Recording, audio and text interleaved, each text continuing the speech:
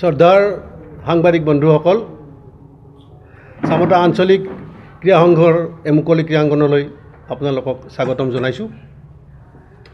আজি 15 আগষ্ট 1947 চনৰ আজিৰ এই দিনটোতে ভাৰত স্বাধীন হৈছিল।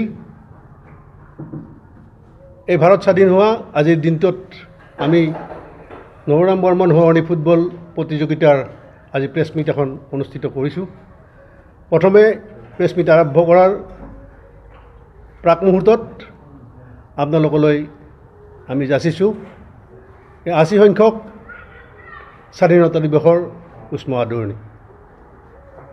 চামতা আঞ্চলিক ক্ৰীড়া সংঘৰ পৰিচালনাত এইবেলি আমি অনুষ্ঠিত কৰিবলৈ গৈ আছোঁ 46 সংখ্যক নৱৰাম বৰ্মন সোঁৱৰণী চলন্ত ট্ৰফি ফুটবল প্ৰতিযোগিতাৰ সূচী অহা 17 তাৰিখৰ পৰা আৰম্ভ হ'ব।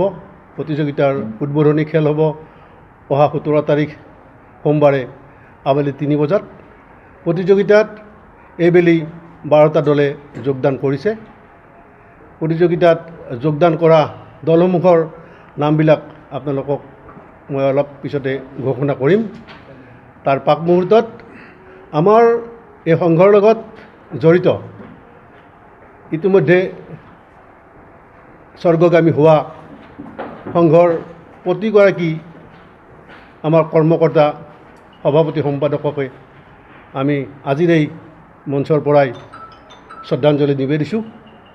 আমাৰ ভাৰত স্বাধীন হোৱাৰ সময়ত আমাৰ অসমৰ দুগৰাকীকৈ শ্বহীদ হৈছিল, ক্ৰমে কনকলতা বৰুৱা, কুশল কোঁৱৰ। আমাৰ ভাৰত স্বাধীন হোৱাৰ এই দিনটোত আমি আজি শ্ৰদ্ধাৰে সোঁৱৰিছোঁ আমাৰ মহাত্মা গান্ধী, সুভাষ চন্দ্ৰ বোস, ভগত সিং। আমাৰ এই সংঘৰ বাকৰিত আমি আপোনালোকক আদৰিবলৈ পাই আমি ধন্য হৈছোঁ। লগতে আমাৰ এই মহান শ্বহীদসকলক আজিৰ এই দিনটোত আমি শ্ৰদ্ধাৰে সোঁৱৰিছোঁ। প্ৰতিযোগিতাৰ অংশগ্ৰহণকাৰী দলসমূহৰ নামবোৰ মই ঘোষণা কৰিবলৈ লৈছোঁ। প্ৰতিযোগিতাৰ অংশগ্ৰহণকাৰী দল oil India limited Guwahati, north east united FC Guwahati, Assam police একাদশ Guwahati, NF railway Guwahati, Guwahati city FC, Baradi football club Barpeta, Dandicharan Deka academy Bongaigaon Rangapani, এৰিডিয়ান club Kalgachia, Barma united sports club, Mukalmua sports club আৰু DBK সোণাপুৰ স্পৰ্টছ ক্লাব আৰু চামতা আঞ্চলিক ক্ৰীড়া সংঘ। এই 12টা দলে এই প্ৰতিযোগিতাত অংশগ্ৰহণ কৰিছে। প্ৰতিযোগিতাৰ 17 আগষ্টত আৰম্ভ হৈ অহা 6 ছেপ্টেম্বৰত প্ৰতিযোগিতাৰ চূড়ান্ত খেলখন অনুষ্ঠিত কৰা হ'ব। এই প্ৰতিযোগিতাৰ প্ৰতিখন খেলতে আমি সমূহ ক্ৰীড়াপ্ৰেমী ৰাইজৰ উপস্থিতি আৰু সহায় সহযোগিতা শ্ৰদ্ধাৰে কামনা কৰিছোঁ।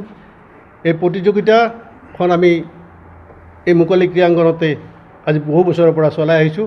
আপোনালোকে দেখিবলৈ পাব আমাৰ এই মুকলি ক্ৰীড়াংগনৰ প্ৰায় 3টা দিশতে ইতিমধ্যে নিৰ্মাণৰ কাম সমাপ্ত হৈছে। আমাৰ এটা ভাগৰ নিৰ্মাণৰ কামৰ কাৰণে ইতিমধ্যে অসমৰ মাননীয় জনপ্ৰিয় মুখ্যমন্ত্ৰী মহোদয় শ্ৰদ্ধাৰ ডক্টৰ হেমন্ত বিশ্ব শৰ্মা দেৱে ইতিমধ্যে ঘোষণা কৰিছে। আমাৰ এইফালৰ যি আমাৰ পূবফালৰ যি নিৰ্মাণৰ কাম বাকী আছে এইখিনি কৰাৰ কাৰণে তেখেতে যি আমাক অৰ্থ সাহায্য লাগে সেইখিনি দিব। আমাৰ সংঘৰ মুখ্য পৃষ্ঠপোষক এই সমষ্টিৰ বিধায়ক আমাৰ আটাইৰে শ্ৰদ্ধাৰ শ্ৰী চন্দ্ৰমোহন পাটোৱাৰী ছাৰৰ নেতৃত্বতে আমি এই সুন্দৰ মুকলি ক্ৰীড়াংগনখন এখন ৰাইজলৈ দিবৰ কাৰণে সক্ষম হৈছোঁ। আৰু এই বাকী থকা যি এই নিৰ্মাণৰ কাম আছে এইখিনি আমি অনতিপলমে আমাৰ আৰম্ভ হ'ব বুলি আমি আশা কৰিছোঁ। আজিৰ এই আমাৰ প্ৰেছ মিটত উপস্থিত থকা সংঘৰ কাৰ্যকৰী সভাপতি অপূৰ্ব বৰ্মন, আমাৰ দিলীপ শৰ্মা ডাঙৰীয়া, সংঘৰ উপসভাপতি হাছান আলীকে প্ৰমুখ্য কৰি সংঘৰ যুটীয়া সম্পাদক কুলেশ তালুকদাৰ, আমাৰ কোষাধ্যক্ষ বিনয় ভূষণ দত্ত, সংঘৰ কাৰ্যনিৰ্বাহকৰ সদস্যসকল উপস্থিত আছে। আটাইয়ে আমি মিলি এই খেলখন সুন্দৰভাৱে পৰিচালনা কৰাৰ কাৰণে আগবাঢ়িছোঁ আৰু আপোনালোক সকলোৰে সহায় সহযোগিতা আমি শ্ৰদ্ধাৰে কামনা কৰিছোঁ। ধন্যবাদ। বৰ্মন সোঁৱৰণী ফুটবল প্ৰতিযোগিতাখন আনুষ্ঠানিকভাৱে উদ্বোধন কৰিব আমাৰ অভৰিসুখ্যাত নলবৰীয়া সন্তান শ্ৰদ্ধাৰ বলেন্দ্ৰ মোহন চক্ৰৱৰ্তী দেৱে। প্ৰতিযোগিতাখনৰ উদ্বোধনী খেলখনত প্ৰতিদ্বন্দ্বিতা আগবঢ়াব চামতা আঞ্চলিক ক্ৰীড়া সংঘৰ দল আৰু ইয়াৰ বিৰুদ্ধে খেলিব আমাৰ নিজৰে দল চামতা কোচিং চেণ্টাৰ। আমি এই খেলখনত আমি ৰাইজৰ সুবিধাৰ্থে এই খেলখনত আমাৰ টিকটৰ ব্যৱস্থা আমি কৰা নাই। প্ৰতিযোগিতাৰ 18 তাৰিখৰ পৰা যি খেলসমূহ হ'ব তাৰ কাৰণে আমি টিকটৰ ব্যৱস্থা ৰাখিছোঁ। আমাৰ টিকটৰ হাৰ ক্ৰমে 20 টকা। আমাৰ যে ৰঙা গেলাৰী আছে, ৰঙা গেলাৰীৰ কাৰণে 30 টকা আৰু কভাৰ গেলাৰীৰ কাৰণে 50 টকা। প্ৰতিযোগিতাৰ এই খেল আমাৰ যিটো টিকটৰ হাৰ সেইটো আমি কোৱাৰ্টাৰ ফাইনেললৈকে চলিব।